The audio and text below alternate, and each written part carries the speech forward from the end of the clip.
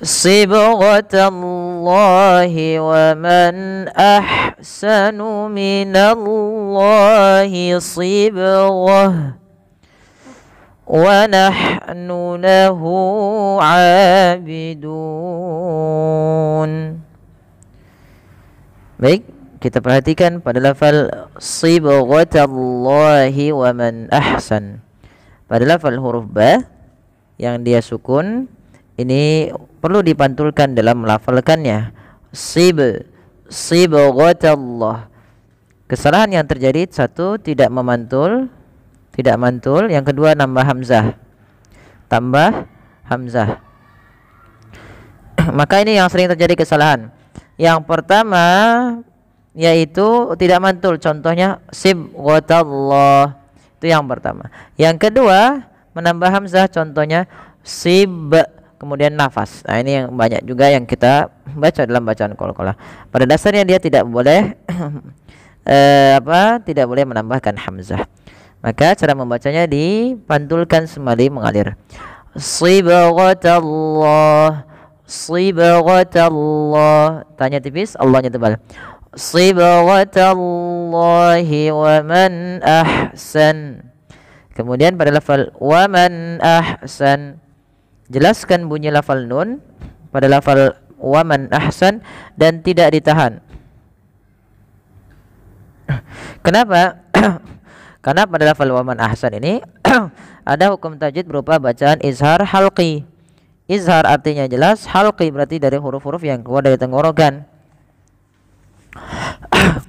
yang dimana nun matinya bertemu dengan hamzah, maka harus dibaca dengan jelas.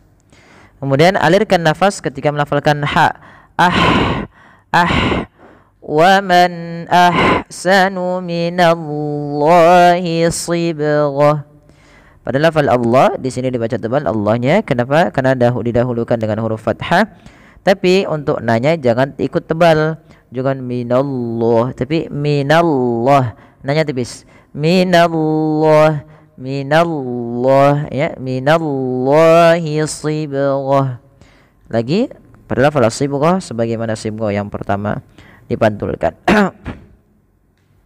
Kemudian kita wakaf pada lafal shad. Nah, yang di sini untuk lafal taknya, bila kita wakaf, huruf tak dimatikan dengan bunyi bacaan huruf ha, bukan lagi sibghat tapi sibghah, sibghah. Baik, lanjut.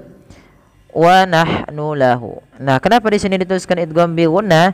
Bila kita lanjut, teman-teman, kalau kita lanjut misalkan minallahi sibghatan wa nahnu lahu, wa-nya ya tanwin bertemu waw, maka dinamakan dengan idgham bi gunnah. Cara membacanya, masukkan tanwin ini kepada huruf waw.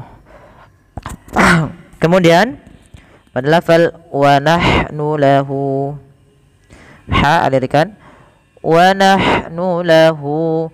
Pada lafal hu, ya ini dibaca dengan bacaan yaitu mad silah qasira, yang dimana adanya hal dhamir kemudian ditandai dengan waw kecil setelahnya. Panjangnya adalah 2 harokat, abidun. Kemudian di akhir bacaan dun ada namanya mad arid lisukun. Dalam bahasa Arab maddul arid lisukun, arid lisukun.